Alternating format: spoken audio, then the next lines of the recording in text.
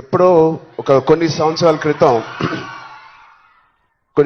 క్రితం న్యూస్లో మనం విన్నాం. అరౌండ్ 2014-15లో కొన్ని స్కూల్స్ బయట ఆల్మోస్ట్, అంటే నేను చదివిన స్కూల్స్ బయట గోలీ సోడాలు, పాప్సికల్స్ తినడానికి మేము బండిల దగ్గరికి వెళ్తాం.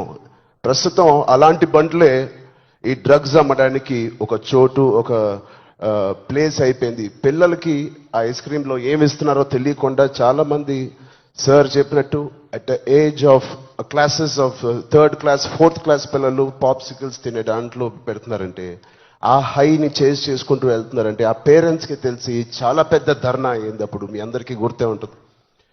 అసలు ఇంత డీప్గా వెళ్ళిపోయింది ఆ సిస్టమ్.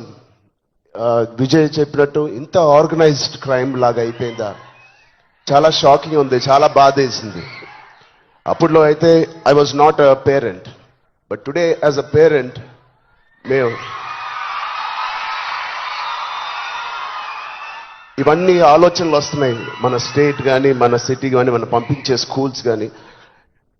ఇప్పుడు ప్రస్తుతానికైతే ఇంట్లో ఏదో ఆడుకుంటూ హోమ్ స్కూలింగ్ చేపిస్తున్నాం, కానీ రేపు పొద్దున మా పిల్లల్ని బయటికి పంపించాలంటే మాకు కూడా అలా ఇలా ఉంటుంది. వీళ్ళందరూ చెప్పినట్టు it is all about being high that day. Vijay చెప్పినట్టు కూడా మంచి హార్మోన్స్ రిలీజ్ చేసి పొద్దునే వర్కౌట్ చేసి ఒక షూటింగ్కి వెళ్ళి ఈవినింగ్ వచ్చి ఒక మంచి గేమ్ ఆడి ఫ్యామిలీతో కొంత టైం గడిపి, క్వాలిటీ టైం గడపడం ఇంపార్టెంట్. ఆ క్వాలిటీ టైం గడిపి మంచి స్నానం చేసి పడుకుని మళ్ళీ ఫ్రెష్గా లెగడంలో ఎంత హై ఉంటుందంటే మామూలుగా ఉండదు.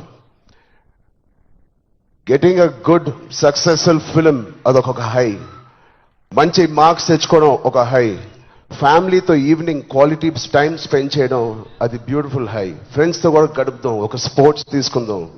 గోపిచంద్ గారు చెప్పినట్టు let's play sports in the evening, ఆ హైయే వేరు. అలాగే we should protect our own family. మన సిస్టర్స్, మన బ్రదర్స్, మన ఇంట్లో నుంచి మొదలు పెడదాం. We should protect our family, we should protect our school,